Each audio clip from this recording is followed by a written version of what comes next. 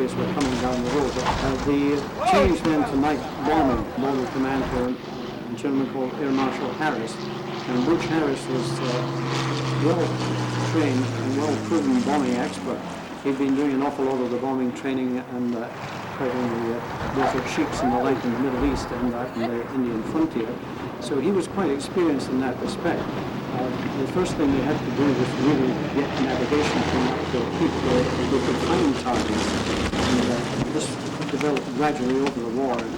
The cloud base is 1,200 feet, visibility 6 miles, cloud tops 6,000 feet. It's going to be clear leaving the boat en route to the target. Light cirrus clouds at 30 plus, clear all the way to the target. You're going to have the usual haze and smoke over the rear, and it's easy to pick out, as the group leader said. He's not a heavy grouper. I wouldn't refer to him. He said it's easy to pick out the railway station by the bridge beyond the cathedral. On the way back, clear skies. Look for fighters. Protect your 6. On return, bases will be scattered clouds, ceilings 5,000 feet, visibility 10 miles. Good luck. On takeoff, the planes take off every 30 seconds and they just disappear into the fog. You don't see them every 30 seconds.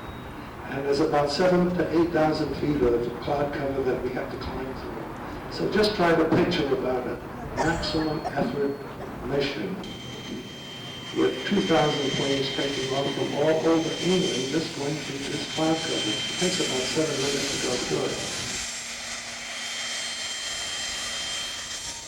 But I had great difficulty making it authentic because they wanted to change everything to exaggerate.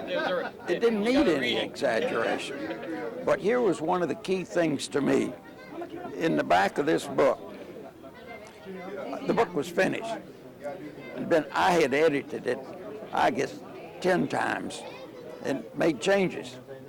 And in the final analysis, they had the book ready to go to print, and they were not going to put in something that I considered very important, because if you read some of the things in here, you would say, who in the world ever heard of a sergeant being in command of officers?